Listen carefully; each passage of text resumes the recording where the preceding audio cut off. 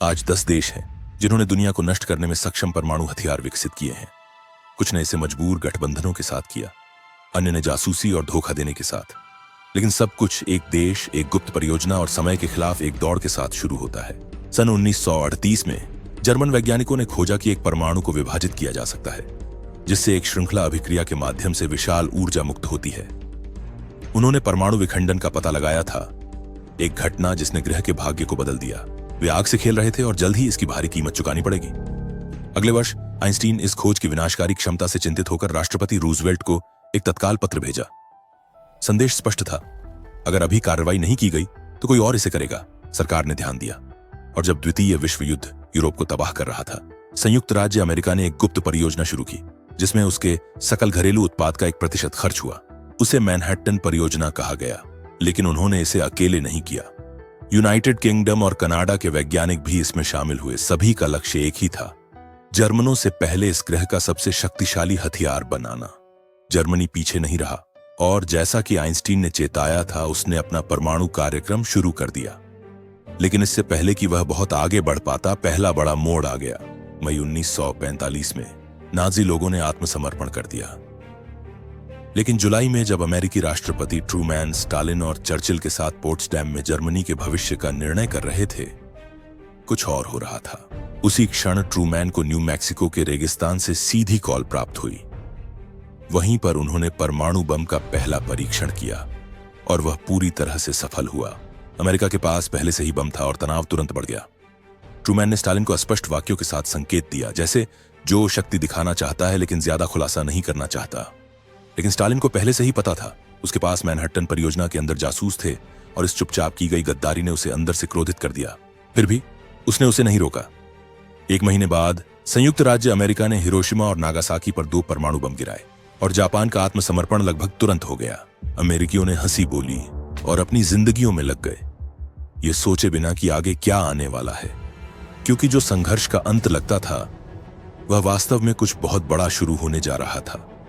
एक वैश्विक दौड़ ताकत में अमेरिका को बराबरी या पार करने के लिए, और पहले जवाब देने वाला उसका सबसे अविश्वासी सहयोगी सोवियत संघ होगा, जिसने जब अपनी आंखों से अमेरिका द्वारा जापान पर गिराए गए बमों की शक्ति को देखा, तो वापसी का कोई रास्ता नहीं था। सोवियतों ने अपनी शोध को पहले से कहीं अधिक तेजी से आगे बढ़ाया। वे कुछ ऐसा था जो दूसरों के पास नहीं था, एक जासूसी नेटवर्क जो अमेरिकी परमाणु परियोजना में गहराई से घुसपैठ किया था। उन्होंने महत्वपूर्ण डेटा, योजनाएं और तकनीकी प्रगति प्राप्त की। लेकिन एक समस्या थी, उन्हें डर था कि वह जानकारी झूठी हो सकती है, जिसे दोहरे एजेंटों द्वारा अंदर से उन्हें बर्बाद करने के लिए भेजा गया था। इसलिए उन्होंने आंख मूंद कर भरोसा करने का फैसला नहीं किया, और काम को 2 बार किया। एक तरफ उन्होंने चुराए गए डिजाइनों पर आधारित एक बम बनाया, और दूसरी तरफ उन्होंने अपनी स्वतंत्र अनुसंधान विकसित की, यहां तक कि युद्ध के बाद पकड़े गए जर्मन वैज्ञानिकों का उपयोग भी किया। यह संयोजन प्रभावी था।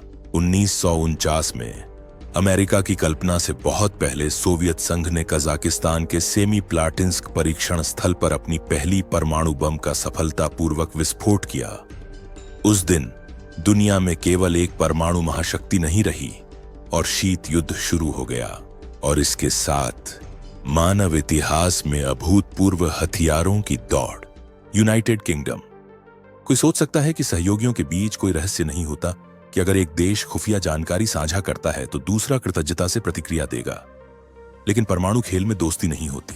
वास्तव में ग्रेट ब्रिटेन परमाणु अनुसंधान में अग्रणी था। 1940 में जब वह जर्मन बमबारी से बचने के लिए संघर्ष कर रहा था, उसने अपना खुद का कार्यक्रम शुरू किया, ट्यूब अलॉय। यहां ब्रिटेन, जर्मनी, ऑस्ट्रिया और पोलैंड के वैज्ञानिक इकट्ठा हुए, जिनमें से कई नाजीवाद से भाग रहे थे। लेकिन संसाधनों की कमी और युद्ध की तात्कालिकता के कारण यूनाइटेड किंगडम ने अपनी सारी अनुसंधान संयुक्त राज्य अमेरिका को सौंप दी। इसे मैनहट्टन प्रोजेक्ट के साथ मिलाकर, जिसे क्यूबेक एग्रीमेंट कहा गया। वह समझौता यह वादा करता था कि दोनों देशों को अंतिम खोजें साझा करनी होंगी, और अधिक महत्वपूर्ण रूप से कभी भी इन हथियारों को एक दूसरे के खिलाफ नहीं प्रयोग करना होगा। लेकिन जब उन्होंने अंततः 1945 में बम विकसित किया, तो अमेरिका ने बिना सूचना के समझौता तोड़ दिया। उन्होंने न तो परिणाम साझा किए और न ही प्रौद्योगिकी तक पहुंचने की अनुमति दी। वे सब कुछ अपने पास रख लिया। तो ग्रेट ब्रिटेन, जिसे धोखा दिया गया और लेकिन दृढ़ था, ने अपने कार्यक्रम को अपने दम पर फिर से शुरू कर दिया, और उनके पक्ष में कुछ बहुत मूल्यवान था। उनके पास दुनिया के अधिकांश यूरेनियम का नियंत्रण था। इसके लिए धन्यवाद। और क्योंकि उन्होंने पहले से ही काम का एक बड़ा हिस्सा पूरा कर लिया था, उन्होंने 1952 में सफलता के साथ अपनी पहली परीक्षा पूरी की, जिसे ऑपरेशन हरिकेन के रूप में जाना जाता है। विस्फोट को ऑस्ट्रेलिया के उत्तर में स्थित मोंटेबेलो द्वीपों में किया गया। इसके साथ यूनाइटेड किंगडम दुनिया का तीसरा परमाणु हथियार रखने वाला देश बन गया और साथ ही पहला ऐसा देश जिसे उसके सबसे करीबी साथी ने धोखा दिया। लेकिन यह आखिरी नहीं होगा। फ्रांस पीछे नहीं रहना चाहता था। आखिरकार उसने मैनहट्टन परियोजना में वैज्ञानिकों का योगदान दिया था, लेकिन युद्ध के बाद और यूरोप के खंडहर होने पर उसका ध्यान मुख्य रूप से परमाणु ऊर्जा की ओर गया। फिर कुछ बदल गया। 1956 में स्वेज संकट की अपमानजनक घटना घटी। फ्रांस, ब्रिटेन और इजराइल के साथ मिस्र में स्वेज नहर पर नियंत्रण वापस पाने की कोशिश की, लेकिन अमेरिका और रूसी कूटनीतिक रूप से हस्तक्षेप किया और फ्रांस हतप्रभ रह गया। उस पल ने पहले और बाद को चिह्नित किया। फ्रांसीसी नेताओं ने समझा कि अगर वे फिर से एक महान शक्ति के रूप में माने जाना चाहते हैं तो वे किसी पर निर्भर नहीं रह सकते। उन्हें अपनी निवारक क्षमता की आवश्यकता थी और इसका मतलब था एक ही चीज, परमाणु हथियार। राष्ट्रपति चार्ल्स डी गॉल ने व्यक्तिगत रूप से इस निर्णय का नेतृत्व किया। उन्होंने घोषणा की कि एक संप्रभु फ्रांस को अकेले अपना बचाव करने में सक्षम होना चाहिए, यदि आवश्यक हो तो अपने ही सहयोगियों से भी। इसका मतलब था कि नाटो और अमेरिकी संरक्षण से दूरी बनाना। फ्रांस, जो एंग्लो सैक्सन की जानकारी तक पहुंच नहीं रखता था, को लगभग पूरी तरह से स्वतंत्र रूप से अपना शस्त्रागार विकसित करना पड़ा। लेकिन उनके पास एक महत्वपूर्ण चीज थी, उनके उपनिवेशों नाइजर, गैबोन और मेडागास्कर से प्राकृतिक यूरेनियम। इस संसाधन के साथ और आर्थिक रूप से तबाह होने के बावजूद फ्रांसीसी वैज्ञानिकों ने बिना रुके काम किया। 1960 में सहारा रेगिस्तान के बीच फ्रांसीसी उपनिवेश अल्जीरिया के क्षेत्र के भीतर उन्होंने अपना पहला सफल परमाणु परीक्षण किया। यह देश का पहला परमाणु विस्फोट था और अब तक किसी भी देश द्वारा अपने पहले प्रयास में किया गया सबसे शक्तिशाली था। लेकिन वे वहां नहीं रुके। 1968 में फ्रांस ने भी अपना पहला हाइड्रोजन बम विस्फोट किया, जो इसे परमाणु महाशक्तियों के विशिष्ट क्लब में पूरी तरह से शामिल करता है। उन्होंने इसे अपने दम पर किया, किसी पर निर्भर नहीं रहे, और इसलिए तब से उनकी रणनीति स्पष्ट रही है, पूरी रणनीतिक स्वतंत्रता। चीन को शुरुआत में सोवियत संघ द्वारा शीत युद्ध के दौरान एक संभावित सहयोगी के रूप में देखा गया था। दोनों देशों की विचारधारा साम्यवादी थी और पश्चिम के प्रति गहरी अविश्वास थी। इसलिए शुरुआत में सोवियतों ने उदारतापूर्वक अपनी मदद की पेशकश की। 50 के दशक के दौरान सोवियत संघ ने चीन के साथ परमाणु विकास में सामग्री, तकनीकी ज्ञान और सहायता साझा की। ऐसा लग रहा था कि एशियाई विशाल देश मास्को के पूर्ण समर्थन के साथ अपनी खुद की बम बनाने की राह पर था। लेकिन फिर कुछ टूट गया। जब निकिता क्रुश्चेव ने अपना डीस्टालिनाइजेशन प्रक्रिया शुरू की, चीनी नेता माओ जेडोंग ने इसे वैचारिक विश्वासघात के रूप में देखा। उन्हें लगता था कि नई सोवियत दिशा पूंजीवाद के प्रति बहुत नरम है, कमजोरी का एक संकेत। दोनों शक्तियों के बीच संबंध तेजी से खराब हो गए और प्रतिशोध के रूप में क्रुश्चेव ने चीनी परमाणु कार्यक्रम को दी जा रही सभी सोवियत सहायता को तुरंत वापस लेने का आदेश दिया। चीन अकेला रह गया, लेकिन हार मानने के बजाय उसने दांव और बढ़ा दिया। महान छलांग और सांस्कृतिक क्रांति की अस्थिरता के बीच साम्यवादी शासन ने परमाणु हथियारों के विकास को प्राथमिकता देने का निर्णय लिया। सबसे बढ़कर उन्होंने विशाल संसाधनों का निवेश किया। भले ही लाखों नागरिक भूख से मर रहे थे, और उन्होंने कुछ असाधारण हासिल किया। 1964 में चीन ने लोब नूर के रेगिस्तानी क्षेत्र में अपना पहला परमाणु बम विस्फोट किया। सारा विश्व चकित रह गया। लेकिन यह सब नहीं था। सिर्फ 32 महीने बाद चीन ने अपना पहला हाइड्रोजन बम परीक्षण किया, और इस प्रक्रिया में परमाणु विखंडन बम से थर्मोन्यूक्लियर फ्यूजन बम में सबसे तेजी से परिवर्तन करने वाला देश बन गया। और उसने बिना बाहरी सहायता के ऐसा किया। उसी क्षण से चीनी सिद्धांत स्पष्ट था, एक स्वतंत्र, प्रतिरोधक और पूर्व पश्चिमी दबाव, और अपने पूर्व सोवियत सहयोगियों के खिलाफ खड़ी होने वाली परमाणु शक्ति। इजराइल के पास परमाणु विकास की सबसे छुपी और साथ ही सबसे खुलासा करने वाली कहानियों में से एक है। कोई भी देश अपने परमाणु कार्यक्रम के साथ इजराइल जितना अस्पष्ट और चालाक नहीं रहा है। आज तक उसने आधिकारिक तौर पर कभी भी परमाणु हथियार रखने की बात स्वीकार नहीं की है, न ही उसने इसे नकारा है। वे बस इस विषय पर बात नहीं करते। लेकिन इसके पीछे की कहानी चुप्पी से बहुत दूर है। 1950 के दशक से इजराइल ने गुप्त रूप से फ्रांस के साथ सहयोग किया। अनुसंधान और वैज्ञानिक प्रतिभा साझा की। और इस समझौते के लिए धन्यवाद। फ्रांसीसी ने नेगेव रेगिस्तान के बीच में डिमोना शहर के पास एक गुप्त परमाणु सुविधा के निर्माण में मदद की। आधिकारिक तौर पर यह ऊर्जा के लिए एक अनुसंधान केंद्र था। अनौपचारिक रूप से चीजें बहुत अलग थीं।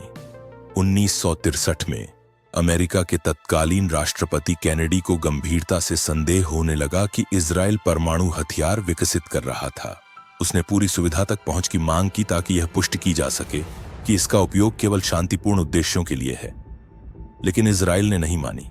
वर्षों तक उन्होंने केवल पूर्व निर्धारित निरीक्षणों की अनुमति दी, जो गलत मार्गदर्शन के द्वारा किए गए थे।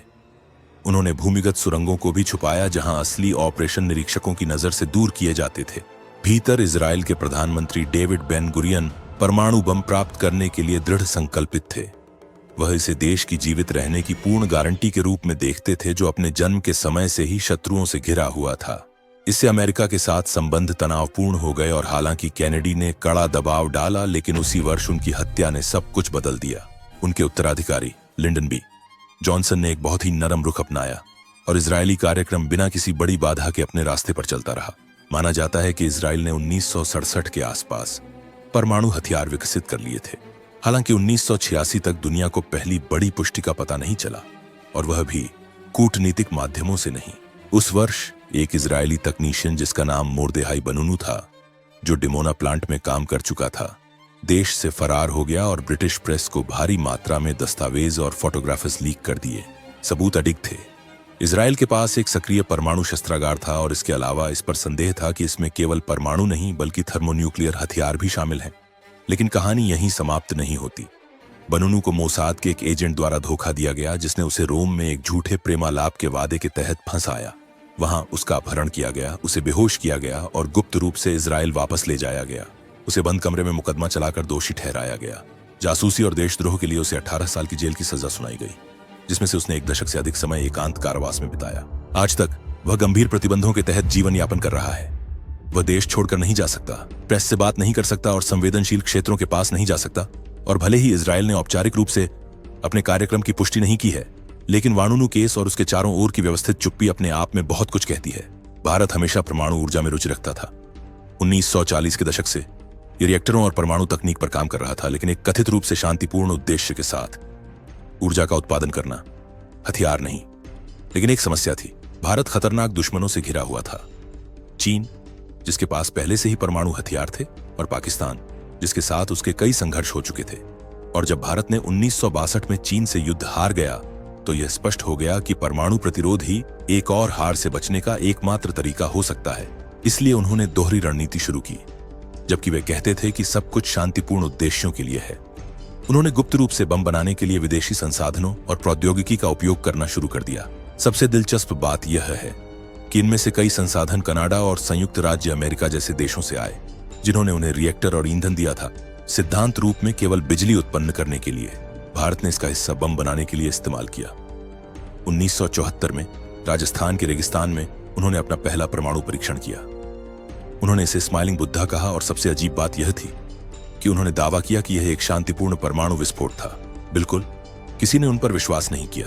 दुनिया ने निंदा और प्रतिबंधों के साथ प्रतिक्रिया दी, क्योंकि भारत ने समझौतों का उल्लंघन किया था, सैन्य उद्देश्यों के लिए प्रौद्योगिकी का उपयोग किया था, और इसके अलावा परमाणु अप्रसार संधि पर हस्ताक्षर नहीं किए थे, जो एक अंतर्राष्ट्रीय समझौता है जो इस प्रकार के अधिक हथियारों के निर्माण को रोकने की कोशिश करता है।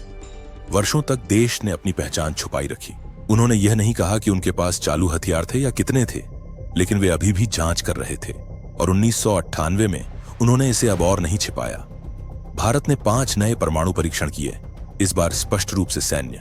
इसमें पिछले परीक्षणों से कहीं अधिक शक्तिशाली थर्मोन्यूक्लियर बम शामिल था, और यह स्पष्ट कर दिया कि देश के पास एक कार्यात्मक शस्त्रागार है। हाँ, उन्होंने एक आधिकारिक नीति अपनाई कि वे पहले इस्तेमाल नहीं करेंगे, जिसका मतलब है कि वे अपने हथियार केवल तभी इस्तेमाल करेंगे जब उन पर पहले हमला किया जाए। लेकिन इस निर्णय ने तुरंत प्रतिक्रिया उत्पन्न की, क्योंकि उनके पड़ोसी पाकिस्तान पीछे नहीं रहने वाला था। उसने भारत के खिलाफ एक युद्ध खो दिया जो पूर्वी पाकिस्तान की स्वतंत्रता के साथ समाप्त हो गया, जिसे आज बांग्लादेश के नाम से जाना जाता है। देश बिखर गया, पराजित हो गया, और सीमा के दूसरी ओर एक परमाणु खतरा था। तब प्रधानमंत्री जुल्फिकार ने एक वाक्य कहा जिसने देश की दिशा बदल दी। यदि भारत बम बनाता है तो हम घास या पत्ते खाएंगे, यहां तक कि भूखे रहेंगे। लेकिन हम अपना खुद का बनाएंगे। और उन्होंने इसे गंभीरता से कहा। जब भारत ने 1874 में अपना पहला परमाणु परीक्षण किया, तब पाकिस्तानी सरकार ने उन्हें प्राप्त करने के लिए एक गुप्त ऑपरेशन शुरू किया। उनके पास संसाधन और तकनीकी नहीं थी, लेकिन अब्दुल कदीर खान थे। यह वैज्ञानिक नीदरलैंड में एक यूरेनियम संवर्धन संयंत्र में काम करता था, और जब सभी उस पर विश्वास कर रहे थे, खान ने परमाणु सेंट्रीफ्यूज बनाने के बारे में अति गोपनीय योजनाएं चुरा लीं। उसके बाद वह सारी जानकारी लेकर पाकिस्तान लौट आया। वही पाकिस्तान के परमाणु कार्यक्रम की असली शुरुआत थी। लेकिन वे अकेले नहीं थे। चीन, जिसका भी भारत के साथ तनाव था, ने पाकिस्तान की मदद करने का फैसला किया। उन्होंने उन्हें सामग्री, सलाह और यहां तक कि एक परमाणु बम की योजनाएं भी प्रदान की। ये एक रणनीतिक गठबंधन था। पाकिस्तान को हथियार देना मतलब भारत पर दो मोर्चों से दबाव बनाना था। इस बीच अमेरिका देख रहा था, लेकिन हस्तक्षेप नहीं कर रहा था। क्यों? क्योंकि उन्हें अफगानिस्तान में सोवियत आक्रमण के खिलाफ लड़ाई के लिए पाकिस्तान की एक महत्वपूर्ण सहयोगी के रूप में जरूरत थी। इसलिए जब वे जानते थे कि वे अपने परमाणु कार्यक्रम में प्रगति कर रहे थे, वॉशिंगटन ने इसे नजरअंदाज किया। आखिरकार 1998 में सब कुछ सचमुच फट गया। भारत ने उस साल 5 परमाणु परीक्षण किए, जिसमें एक थर्मोन्यूक्लियर बम भी शामिल था। और केवल 3 सप्ताह बाद पाकिस्तान ने राशकोह पर्वत में अपने 5 विस्फोटों के साथ जवाब दिया। आधिकारिक तौर पर परमाणु हथियारों वाला 9वां देश बन गया, लेकिन उनका दृष्टिकोण अलग था। जबकि भारत ने पहले उपयोग न करने की नीति अपनाई, पाकिस्तान ने स्पष्ट कर दिया कि वह अपने बमों का उपयोग करने के लिए तैयार है, भले ही उससे पहले हमला न किया जाए। इस विवरण ने पूरी दुनिया में अलार्म बजा दिए। और सबसे चिंताजनक बात यह है कि भारतीय अधिकारियों के बयानों के अनुसार यह धमकी प्रभावी रही है। भारत ने पाकिस्तान के परमाणु हमले के डर से कई संघर्षों में सैन्य प्रतिकारों से परहेज किया है। लेकिन कहानी यहां खत्म नहीं होती। 2004 में अब्दुल कदीर खान, वही वैज्ञानिक जिन्होंने यूरोप में योजनाएं चुराई, ने टेलीविजन पर यह स्वीकार किया कि उन्होंने उत्तर कोरिया, ईरान और लीबिया को परमाणु तकनीक बेची थी, जो परमाणु अप्रसार संधि का हिस्सा नहीं है। दुनिया चकित रह गई थी। पाकिस्तान ने न केवल अपना खुद का बम विकसित कर लिया था, बल्कि वह परमाणु रहस्यों का अवैध निर्यातक भी बन गया था। तब से खान को नजरबंद कर दिया गया था, और हालांकि सरकार ने अपनी कार्यवाही में शामिल होने से इनकार कर दिया, दाग हमेशा के लिए रह गया। दक्षिण अफ्रीका।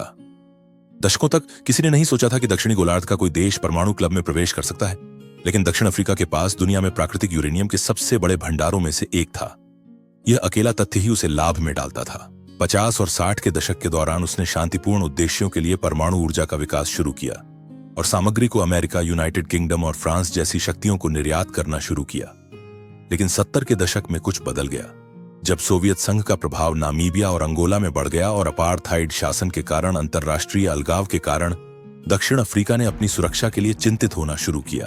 भरोसेमंद सहयोगियों की कमी और वैश्विक मंचों पर बढ़ती निंदा के बीच देश ने एक नया रास्ता अपनाया। उसने गुप्त रूप से परमाणु हथियार विकसित करना शुरू किया।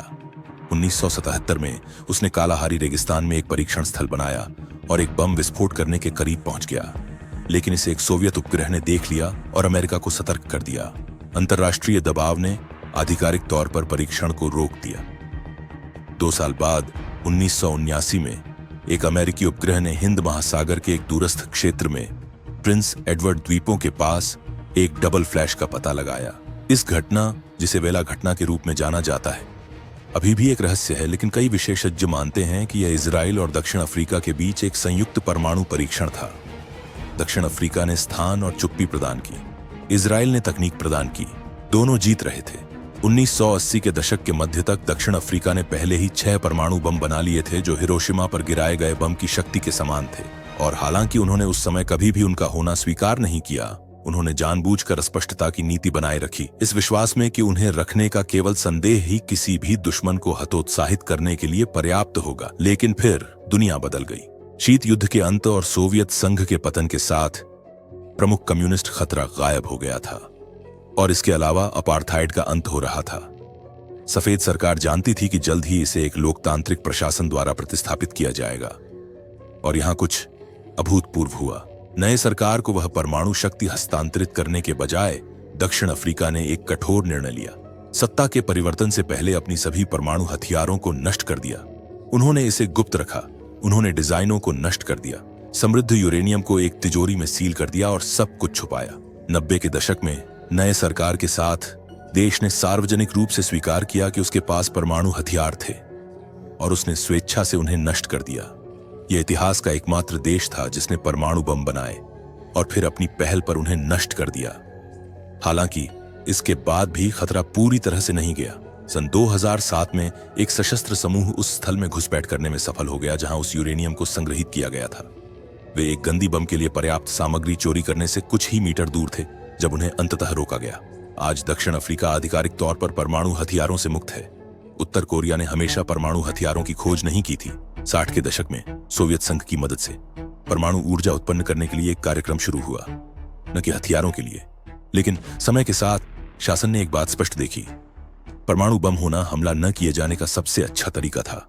1994 में उन्होंने परमाणु अप्रसार संधि को छोड़ दिया, जो एक सीधा संकेत था कि वे हथियार बनाना चाहते थे।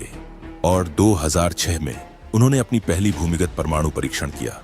हालांकि वह पहली बम कमजोर थी और संभवतः आंशिक रूप से विफल रही थी। उन्होंने स्पष्ट कर दिया कि वे पहले ही रेखा पार कर चुके थे। तब से उत्तर कोरिया ने कई और परीक्षण किए हैं, हर बार और अधिक शक्तिशाली और लंबी दूरी की मिसाइलें भी विकसित की हैं।